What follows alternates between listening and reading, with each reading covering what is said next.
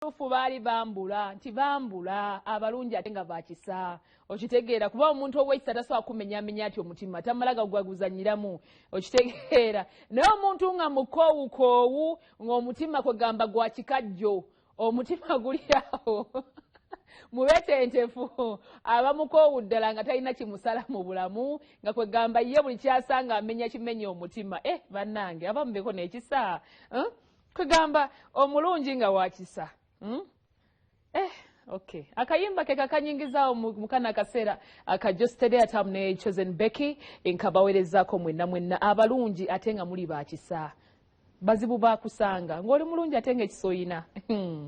sibango bakusanga nkabawerezaako mwenna essaawa eno abatwekumiddeko buli omu osinzidde okuba nti wotulabira akansubire nti no muli bulungi wenzijidde ku mpewo essaawa eno ng'ate kidedde kitandise okuba nti kikwata ebweru eyo ekikuba kiyinza okutonnya okuviira ddala ku bantu abali ebulenga buloba bulaga busega olwo lwonna oluguudo olabira ddala nga ekiddedde enkuba ekwatiridde eyinza okuba nga egenda kutonnya sinakindi essaawa eno enjogera okuba nga etandise abantu abalinanye Kampala abantu abali Makindye abantu abali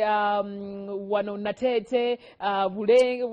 Bulange wano Mengo wonna enkuba ekwatiridde ngenza okujja bwe nti kumpewo nga sofa kyekyo so oba otambudde osobola okuba nga otambula muko ne sweater osobola okutambula muko ne umbrella naye kamba kulisa empewo yajjo gwaba n'empewo yajjo yadde tugyemu omuntu olabe yakakati nyingi eyaleero nyingi kakati sasa ate kati ffe tulina ka esi wano naye maama alwo yakansiikulidde ayivanikebe fitine ndabika ekuze kubanga bambi wanteereddeko kakunzita busi naye empewo yajjo yo yabadde tugyemu omuntu eri yabadde empewo bannange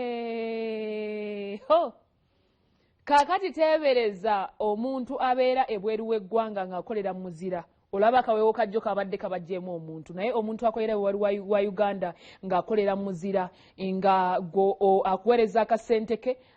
akuweereza okalyanga bw'oyagala okitegeera ate munnange mulina omuze omuntu n'akuweereza ssente n'omulinda kubira okubuuza ozifunye gwani ateebaza ne bakuweereza obukadde 5 n'obulwako airtime wa siringi mmekaawe ayinza okuba nga 15 okubira munno okumwebaza nti gundi ssente nzifunye ate ng'omugambye na za bulimba si ntuufu olimba tolwadde naye n'ogamba ndwadde n'akuweereza akasente naye nalegattako n'okukubira essimu temuli bangu kale